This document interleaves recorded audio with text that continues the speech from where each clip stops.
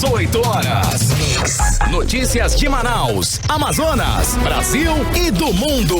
Agora na Mix. Muito boa noite para você que acompanha a programação da 100,7. Estamos juntos aqui no programa 18 horas, a partir de agora até às 7 da noite, com as informações mais importantes para você. Boa noite, Cid Soares. Boa noite, recebendo esse calor que tá vindo de Brasília. Tenso, muito tenso. E vai ser nosso assunto aqui também. Tá certo. Muito obrigada pela sua companhia. É isso aí, estamos juntos aqui no melhor mix do Brasil com você a partir de agora no programa 18 horas. Em Manaus, 6 horas e 1 minuto. 18 horas. E vamos aos destaques de hoje aqui do 18 horas. O deputado estadual do Amazonas, Fausto Júnior, depôs como testemunha na CPI da pandemia do Senado Federal e levou o relatório final da CPI feita pela Assembleia Legislativa do Amazonas. Prepare o bolso, meu amigo. Olha só, a Agência Nacional de Energia Elétrica reajustou a tarifa da bandeira vermelha nível 2. O aumento vai ser de 52%. É nosso destaque também o presidente do Sindicato dos Trabalhadores Metalúrgicos do Amazonas denuncia insegurança nas rotas do Distrito Industrial.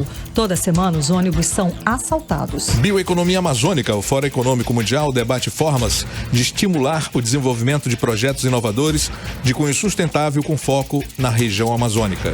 18 horas. Começa agora o programa 18 horas de hoje, terça-feira, 29 de junho de 2021. Você está ouvindo 18 horas. E começou agora há pouco o viradão da vacinação aqui em Manaus para imunizar o público a partir de 28 anos.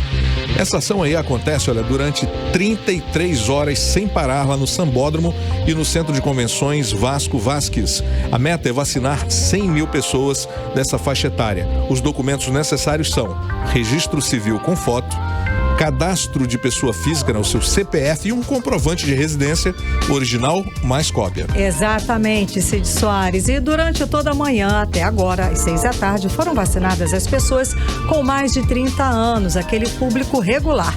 E a partir das 6 da tarde de hoje, passam a ser contemplados os adultos de 28 anos ou mais. E só na parte da manhã foram vacinadas 15 mil pessoas nos postos em todas as zonas de Manaus. E o número só não foi maior por conta da chuva forte que atingiu toda a cidade aqui de Manaus hoje de manhã. E por conta da chuva forte houve aglomeração de pessoas. Bom, mas independente da chuva, esse tipo de ação causa sim aglomeração. E segundo o epidemiologista da Fiocruz Amazonas, o Gésen Orellana, o último viradão da vacinação resultou no aumento de 65% de novos casos de Covid-19. E o Amazonas se aproxima de atingir a marca de 2 milhões de doses aplicadas em todo o estado. Até às 5 da tarde de hoje foram aplicadas 1.905.000 doses, sendo que 1.353 pessoas que receberam a primeira dose, certo? Primeira dose. Apenas 551 mil receberam as 2 doses, o que já garante a imunização considerada satisfatória. Só com a segunda dose, né, Cid? Exatamente. É bom lembrar isso. Bom, e com o viradão que começou agora há pouco, certamente o Amazonas vai atingir essa marca aí de 2 milhões de doses de vacina aplicadas. Mas o que deve ser ressaltado foi o que eu falei agora, é o número de pessoas que receberam as 2 doses, que até a tarde de hoje, como disse o Cid, foram apenas 551 mil pessoas. Muita gente não está indo tomar a segunda dose. Isso pode comprometer, é claro, a imunização. A pessoa não está protegida contra a Covid-19. Já está comprovado que só as 2 doses garantem a imunização. 18 horas. Bom, agora aquele assunto que a gente não gosta nem de tocar, né? Mas, enfim, a conta de luz vai ficar mais cara. A Agência Nacional de Energia Elétrica autorizou o aumento de 52% na tarifa da bandeira vermelha 2, que atualmente está acionada por conta da crise hídrica no país. E o novo valor de quase R$10 para cada quilowatt-hora consumidos já passa a valer a partir de julho, daqui a esta semana mesmo, né, gente? Aqui no Amazonas, a bandeira tarifária vale para as localidades que fazem parte do Sistema Interligado Nacional, no caso de Manaus e região metropolitana. Vamos aos mais detalhes sobre o assunto com a repórter Júlia Gomes. A reunião reunião foi longa. Vários cálculos e probabilidades futuras, até mesmo ambientais, foram apresentadas. A discussão sobre ferir a metodologia atual de cálculo das bandeiras tarifárias foi o ponto X da questão. Mas o fato é que, ao final, a mesa diretora da Agência Nacional de Energia Elétrica decidiu por aumentar o valor da bandeira tarifária vermelha patamar 2, que atualmente é cobrada. A decisão foi lida pelo diretor-geral da ANEEL, André Pepitone. Proclamo que a diretoria da ANEEL, por maioria, decidiu alterar a bandeira tarifária vermelha patamar 2 na metodologia usando o percentil 100, o que vai levar a um resultado de R$ 9,49 por cada quilowatt-hora de consumo. A cobrança teve um aumento de 52%, passou de R$ 6,24 para R$ 9,49 a cada 100 kWh consumidos. O novo valor começa a valer a partir de julho e a previsão é que a bandeira vermelha 2 permaneça acionada até novembro, segundo a agência. Aqui no Amazonas, a bandeira tarifária vale para as localidades que fazem parte do Sistema Interligado Nacional, no caso de Manaus e a região metropolitana, com exceção do município de Rio Preto da Eva. O reajuste contrariou a área técnica da agência, que havia recomendado uma alta ainda maior, de R$ 11,50 a cada 100 kWh consumidos, de forma a equilibrar a alta de custo da geração de energia. Durante a reunião da ANEEL, o relator do processo, Sandoval Feitosa, propôs que não houvesse um reajuste no momento, apenas uma atualização do valor da bandeira em 1,67%. Feitosa disse ainda que o consumidor deveria participar da decisão, pois ele será o principal responsável por sair dessa crise. A crise hídrica que nós estamos vivenciando, ela não foi causada pelo consumidor. O consumidor de energia elétrica, ele não foi o responsável por isso. Mas este mesmo consumidor será o principal responsável por sairmos dessa crise, seja pela sua mudança de hábitos de consumo, seja também pagando esses custos elevados que vão surgir agora. Acho justo e muito mais do que isso. É legal que o consumidor participe dessa decisão. Por outro lado, o diretor-geral da ANEEL, André Pepitone, afirmou que se não houvesse o reajuste imediato, o saldo negativo poderia atingir 5 bilhões de reais até o fim do ano, onerando ainda mais o consumidor. O voto de Pepitone foi acompanhado por outros 3 diretores da agência. Somente o diretor Sandoval Feitosa discordou. As outras bandeiras também sofreram reajustes. A bandeira amarela passou de 1,34 para 1,87 e a bandeira vermelha 1 passou de 4,16 para 3,97. A bandeira verde continua sem cobrança adicional, pois sinaliza que não há custo extra para a geração de energia. O último reajuste do sistema de bandeiras tarifárias foi feito em 2019. Os diretores da ANEEL também decidiram abrir uma consulta pública para decidir sobre as mudanças na metodologia de cálculo das bandeiras tarifárias e possíveis novos valores. Na segunda-feira, o ministro de Minas e Energia, Bento Albuquerque, fez um pronunciamento na televisão em que afirmou que o país passa por um momento de crise hídrica e pediu o uso consciente e responsável da água e energia por parte da população. O Brasil vive a pior crise hídrica dos últimos 91 anos. Júlia Gomes para o 18 horas. O reajuste da bandeira tarifária cobrada para bancar as térmicas terá um impacto médio aí de 8,12% na conta de luz em julho.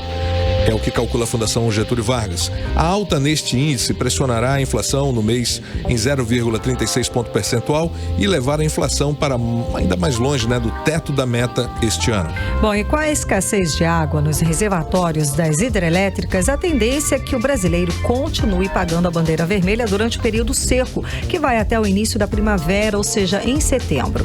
Então só resta ao consumidor economizar e torcer para que o país não enfrente apagões. Você está ouvindo 18 horas.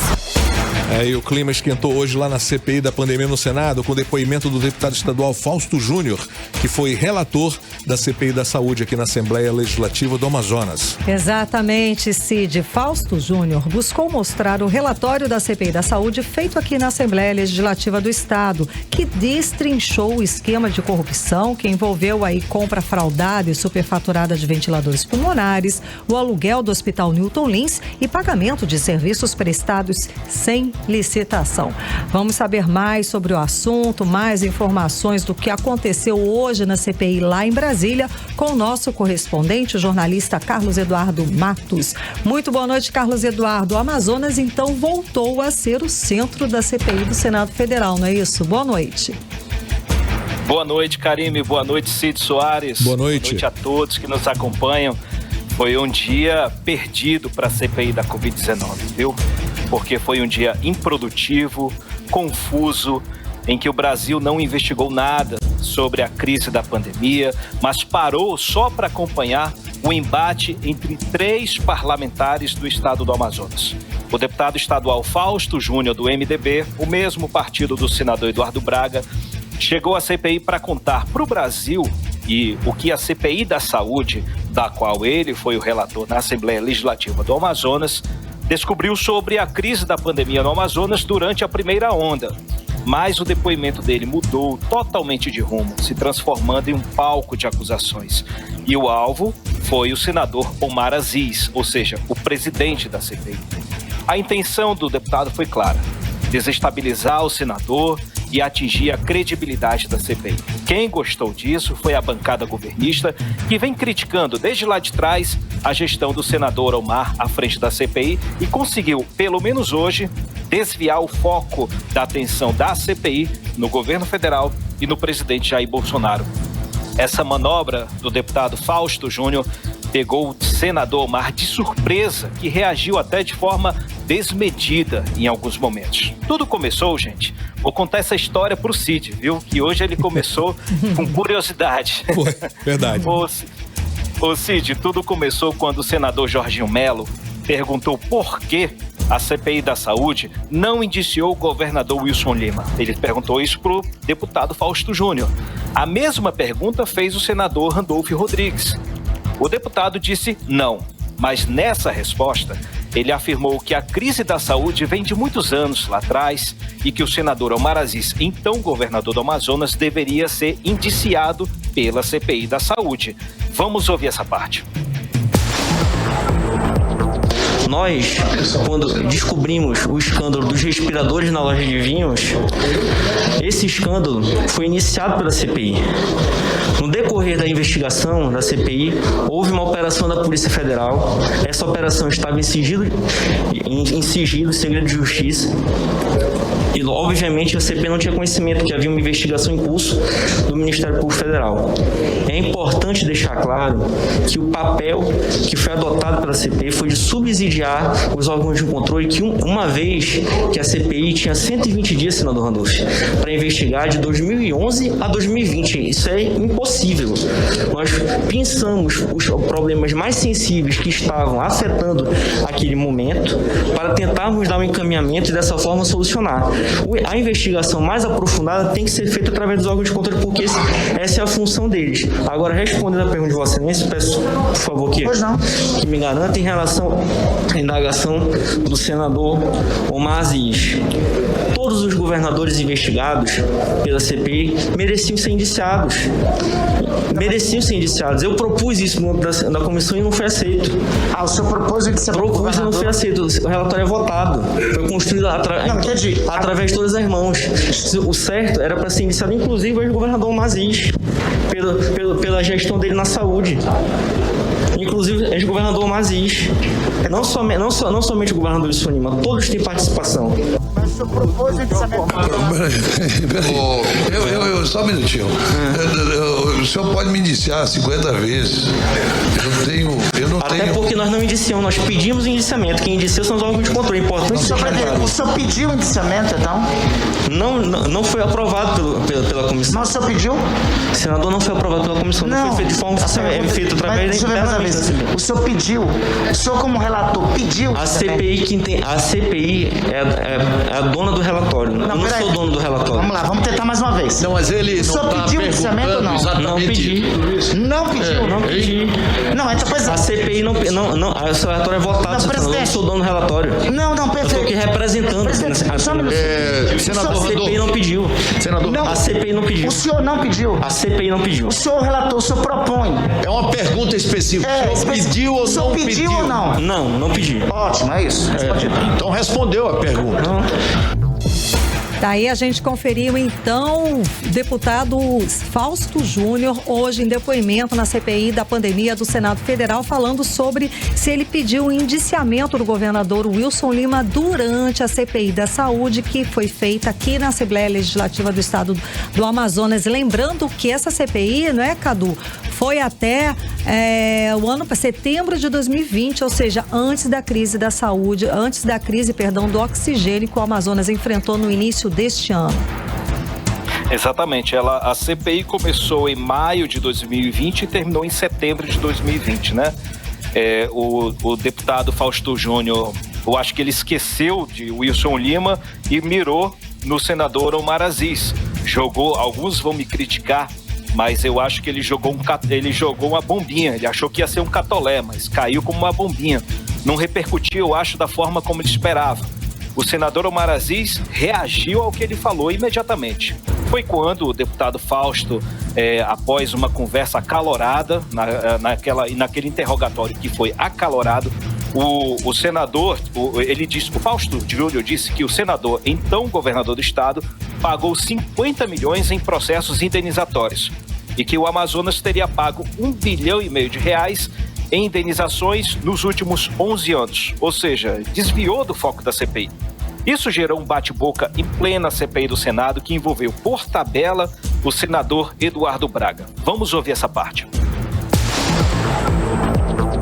2011, o que o senhor achou no meu governo? Senador, nós precisamos... Meu Deus do céu, eu só estou te fazendo uma pergunta tão simples. 2011, o excelência relator. Veja bem, se você faz uma investigação de 2011 a 2020, entendeu, senador Luiz Carlos Reis? 9 anos. Ele tem que saber e tem que estar no relatório. Senador, Vossa Excelência pagou 50 milhões de reais de processo indenizatório, senador. Processos absolutamente... Não fui eu não que pagou, só um minutinho. Não, o senhor não veio aqui para me acusar, o senhor está aqui como testemunha. E o senhor se comporte. Não, peraí, só um minutinho, deputado. Deputado, não fique nervoso, calma. Calma, deputado, calma. Nós vamos chegar ainda. Em 50 milhões, nós vamos chegar lá. Eu só quero saber, aliás, todos os senadores que estão nos vendo agora, o que o senhor achou do meu governo em 2011? Cadê no relatório? Pega o seu relatório e leia. Procure 2011. O que o senhor escreveu? Senador, não. Foram pagos. Pelo amor de Deus. Senador, eu tenho que responder sua pergunta, senador. O senhor está sob juramento. O senhor não deixa eu responder. Foram pagos R$1,5 bilhão em processos indenizatórios. Esse é um problema que vem desde 2011. Não. Desde 2011. Na época do Eduardo. O Eduardo pagava. O meu governo não teve indenização. O seu secretário de Estado era mesmo meu, rapaz. Não. Omar, por favor, não. No meu governo não houve pagamento de verba indenizatória. Não havia pagamento de verba indenizatória. Pode mandar fazer a consulta. Então você conferiu o embate, né, dos senadores Omar Aziz e Eduardo Braga, que foi o último a falar aí, falando que no governo dele não teve pagamento de verba indenizatória. Durante o depoimento que nós escutamos também o deputado aqui do Amazonas, Fausto Júnior, que levou para a CPI do Senado todo o relatório da CPI da Saúde realizado aqui na Assembleia Legislativa do Estado do Amazonas, que investigou a saúde de 2011 até 2020, até setembro de 2020. gente. Então tá aí.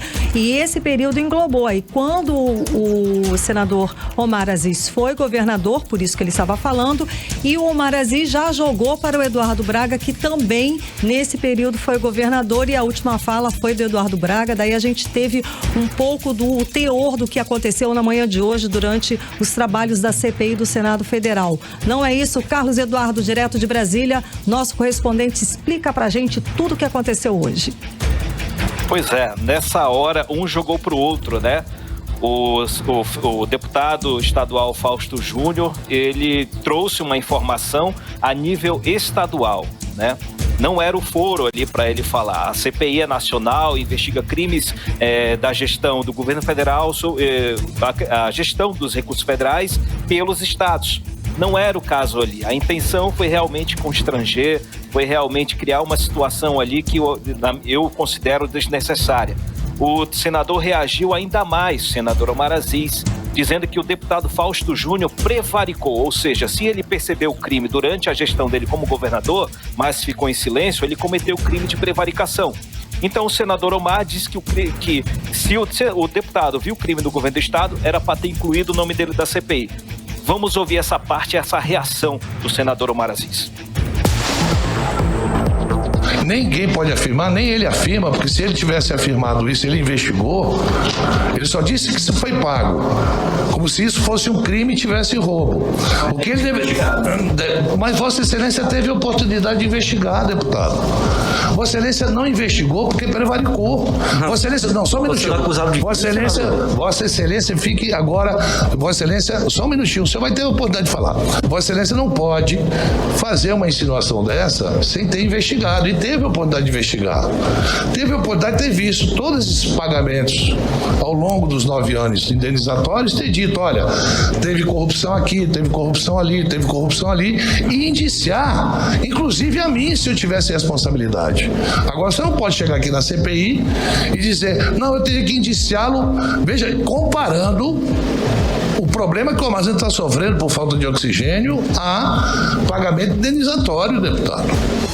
Tá aí, então, a fala do senador Omar Aziz, que é presidente da CPI da pandemia do Senado Federal, a respeito das falas do deputado Fausto Júnior, que foi lá como testemunha, não é, Carlos Eduardo?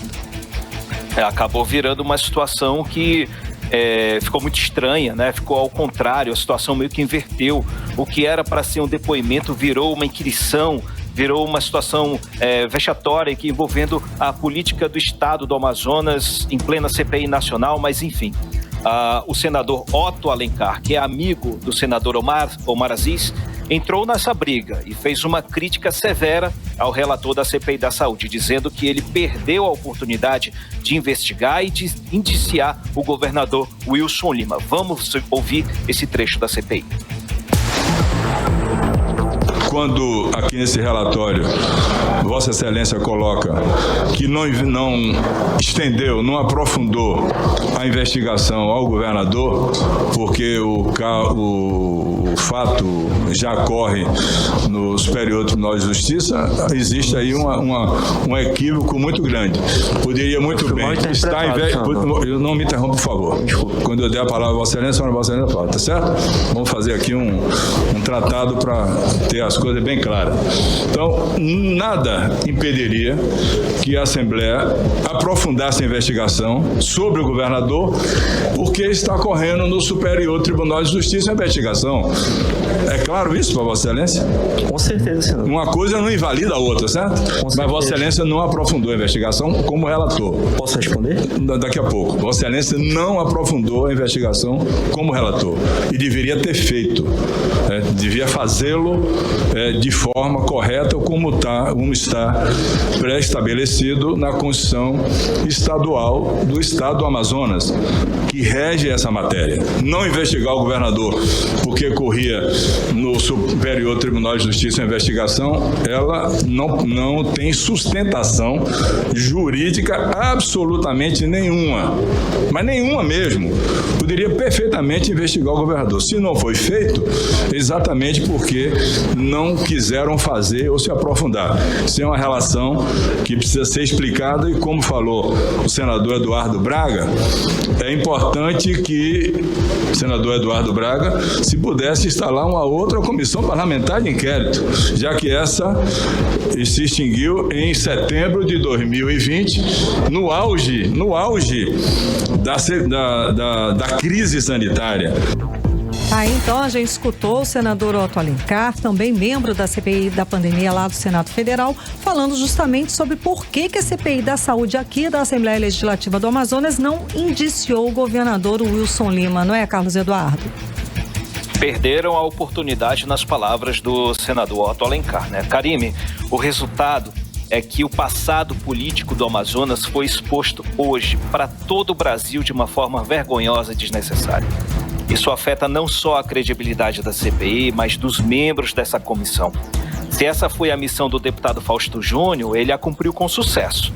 Mas ele conseguiu, ao mesmo tempo, jogar na lata do lixo todo o trabalho da Assembleia Legislativa do Amazonas durante a CPI da saúde. Para encerrar, 2 notícias. A CPI vai ser prorrogada por mais 90 dias.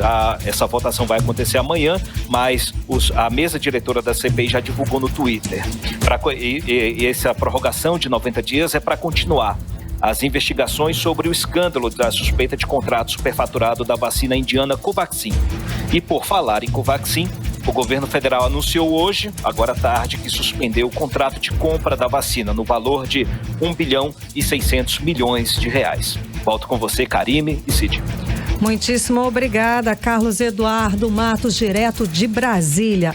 Bom, gente, o fato é que aqui, voltando para o estado do Amazonas, para nosso assunto aqui, é que a Assembleia Legislativa do Amazonas não fez o dever de casa.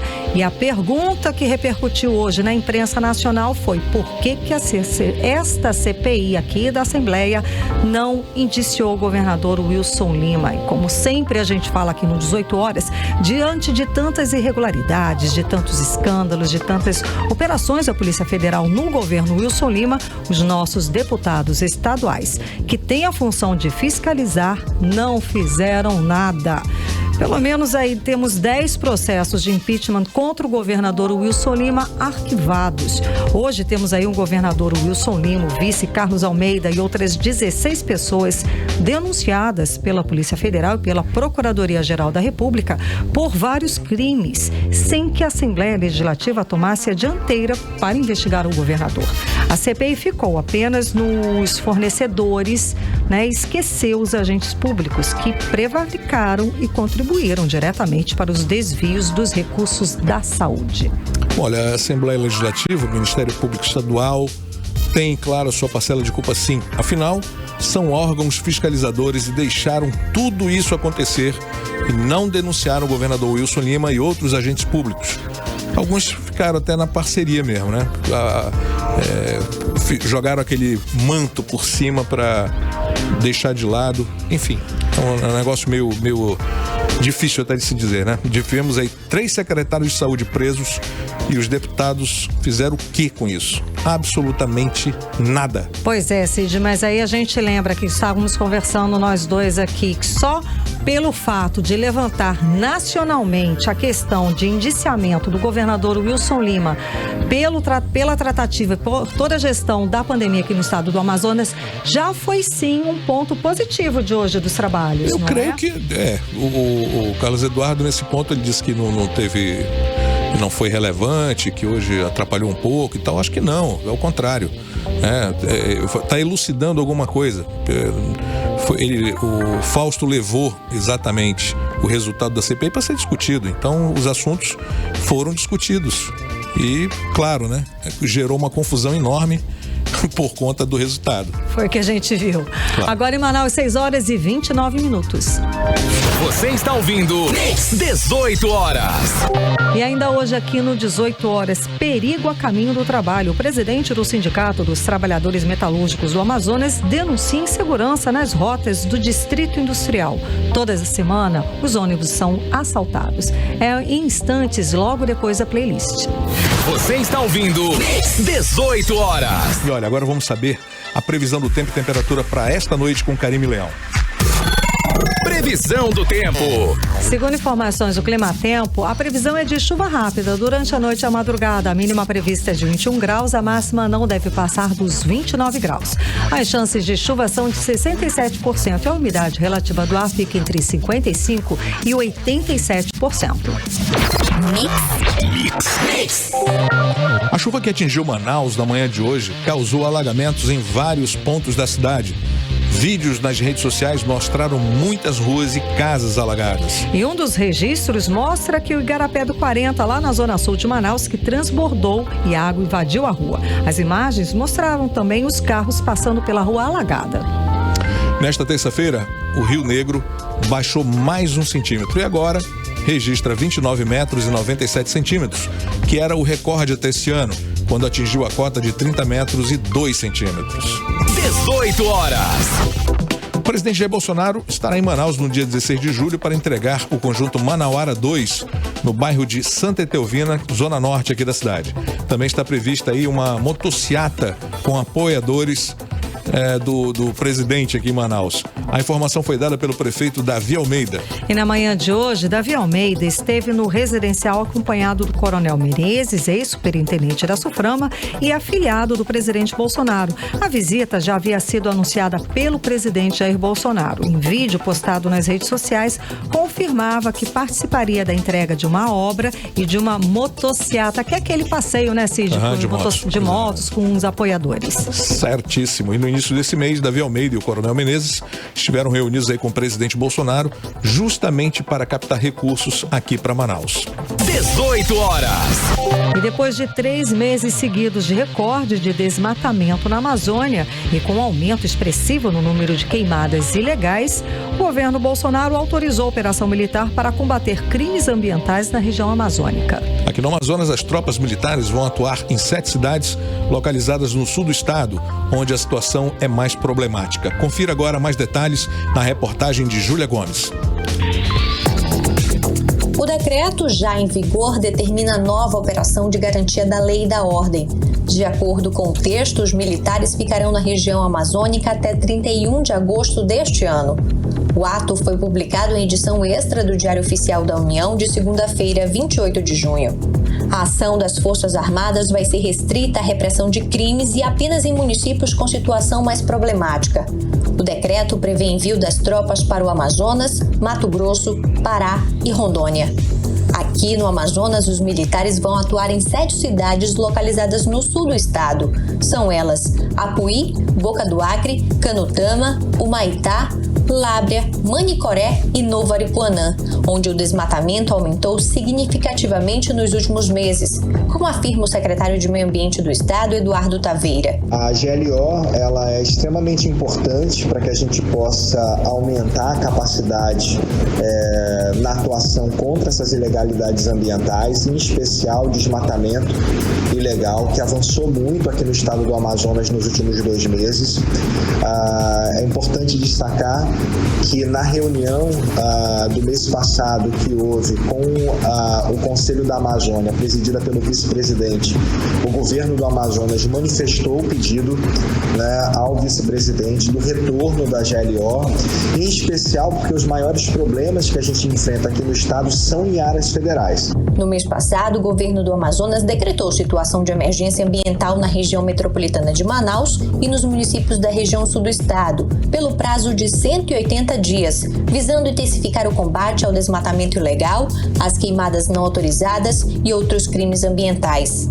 Ainda de acordo com o secretário de Meio Ambiente do Estado, Eduardo Taveira, contar com o apoio em especial na operação e na logística das Forças Armadas vai ser fundamental para combater as ilegalidades de maneira mais rápida. Vale destacar que, em geral, essas áreas são muito distantes dos centros urbanos dos municípios, né, em áreas de difícil acesso, e em especial no sul do estado, onde a gente tem muita dificuldade de acesso, ou por rio, ou mesmo por estrada, ficando a maior parte das nossas operações definidas por meio aéreo, né? Tanto avião quanto helicóptero, que torna o custo operacional muito alto. O governo federal já utilizou militares na Amazônia em 2 oportunidades, uma em 2019 e outra entre 2020 e 2021, nas operações Verde Brasil 1 e 2. De acordo com os dados do Instituto Nacional de Pesquisas Espaciais, por 3 meses seguidos, os alertas de desmatamento na Amazônia bateram recorde. A Amazônia perdeu quase 1.200 quilômetros quadrados de área verde no último mês, um aumento de 41% em relação a maio do ano passado e o maior número para o mês desde 2016. Além do desmatamento, os focos de queimadas registrados na Amazônia Legal em maio deste ano foi 49% maior que o registrado no mesmo mês de 2020. O número é ainda 34,5% superior à média histórica do mês. Júlia Gomes para o 18 horas. 18 horas. Economia.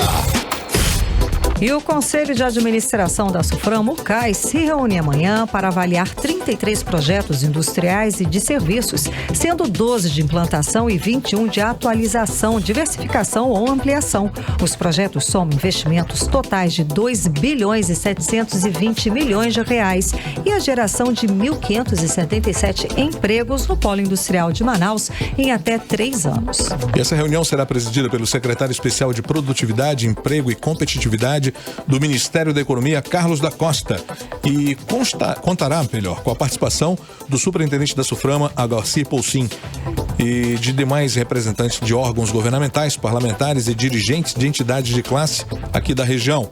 Por conta das medidas de prevenção à Covid-19, o evento será realizado de forma híbrida e terá transmissão ao vivo por meio do canal oficial da Suframa no YouTube. Entre os 33 projetos a serem avaliados pelos conselheiros, os destaques são os da empresa Giga Indústria e Comércio de Produtos e Segurança Eletrônicas S.A. para ampliação da produção de placas de circuito impresso montadas de uso informática, com previsão de investimentos da ordem de 700 milhões de reais e a expectativa de geração de 303 empregos. Também se destaca o projeto da Inventus Power Eletrônica do Brasil Limitada para implantar linha de produção de roteadores digitais e de moduladores para comunicação de dados por rede ótica. E com previsão aí de investimento de 111 milhões de reais, expectativa de geração de 190 empregos. 196 empregos 196. É muita coisa boa, né, Cid? Bom, tem ainda o projeto da empresa Vivensins Indústria e Comércio Limitada, visando a implantação de linha de produção de receptores de sinal de televisão via satélite, com previsão de investimentos da ordem de 13 milhões de reais e expectativa de geração de 145 empregos. 18 horas. O presidente do Sindicato dos Trabalhadores Metalúrgicos do Amazonas, Valdemir Santana, volta a cobrar segurança para trabalhadores do Polo Industrial de Manaus após assaltos constantes no transporte para as fábricas. Confira agora na reportagem de Ananda Chama. Os trabalhadores do Polo Industrial de Manaus sofrem com a falta de segurança nas rotas e o presidente do Sindicato dos Trabalhadores Metalúrgicos do Amazonas, Valdemir Santana, volta a cobrar autoridades. Segundo Valdemir, toda semana o sindicato recebe algum tipo de denúncia de que rotas são invadidas por ladrões que levam pertences e ameaçam trabalhadores. O presidente também destaca que já vem lutando há alguns anos para essas empresas investirem na segurança dos trabalhadores. Eu estou brincando com isso já faz alguns anos, 3, 4 anos, né? Que as empresas não investem nisso, né? Da segurança do trabalhador. Hoje mesmo já houve um assalto na empresa Filco, né? Eles não estão nem aí, né? Eles podendo tirar o direito do trabalhador, eles tiram. Isso está a gente colocou em 2003 na lei de benefício fiscal, né? Inventaram o negócio de compliance só para tirar o direito dos trabalhadores. Então, o que nós queremos é que tenha um mínimo de segurança, né? Que tenha a cama dentro dos ônibus, que tenha alarme, que tenha o alarme para a polícia no caso de assalto, que os ônibus tenham que ser no máximo de 32 lugares para ficar mais próximo da casa do trabalhador. Aí eles colocam um ônibus de 44 lugares. Então, essa é a nossa ideia, né?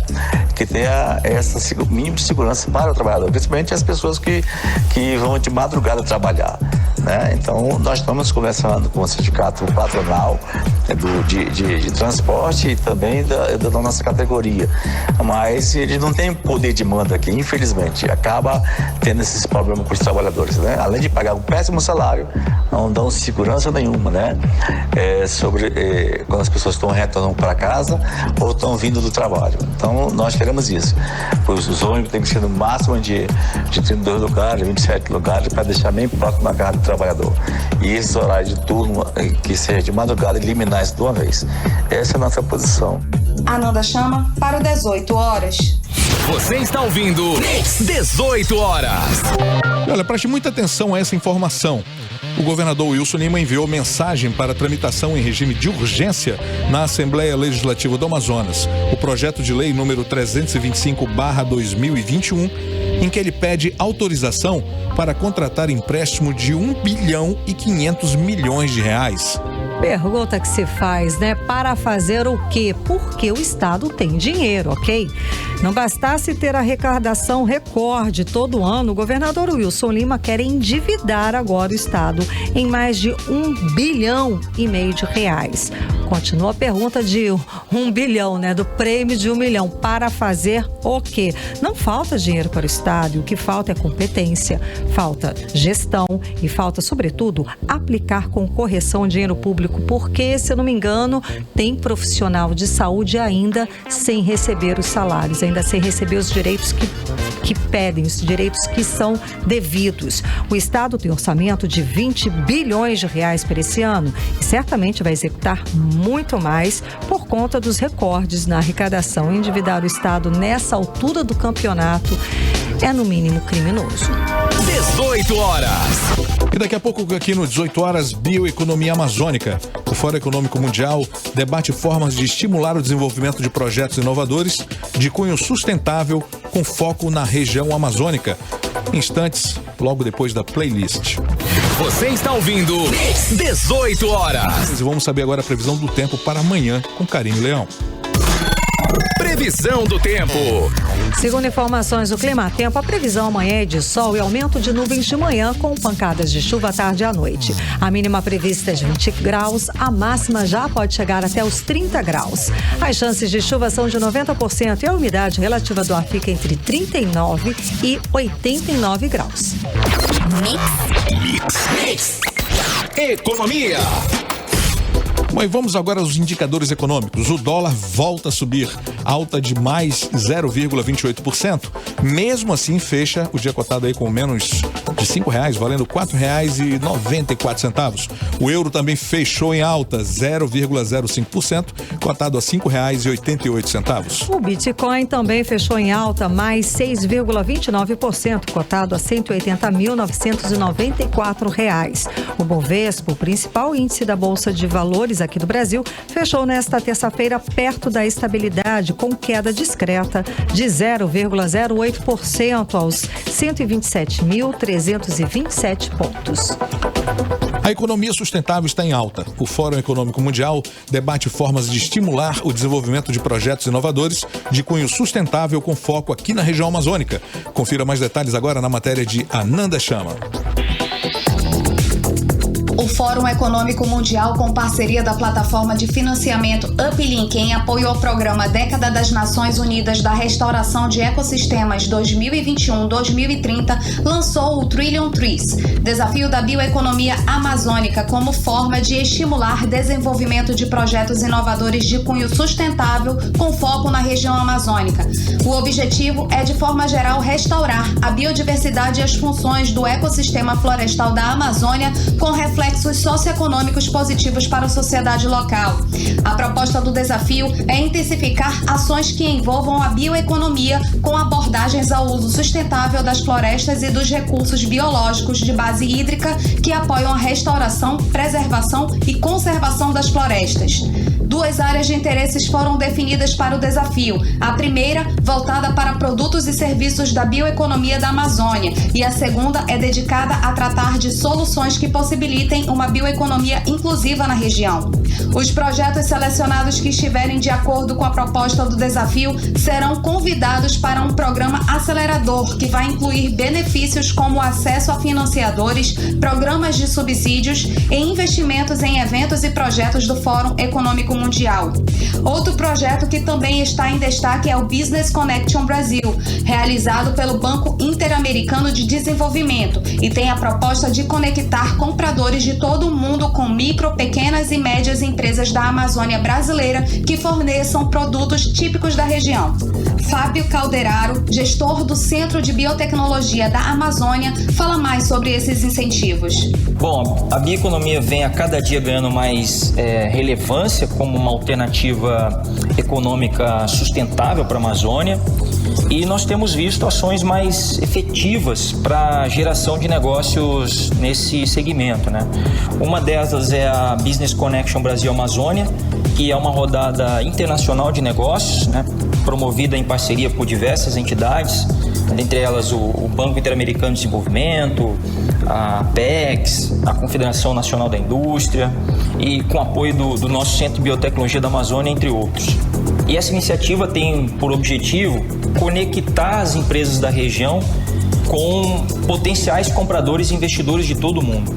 É realmente uma vitrine internacional para que os empreendedores da Amazônia, das áreas de alimentos e bebidas, cosméticos e insumos biológicos, exponham seus produtos para o mundo.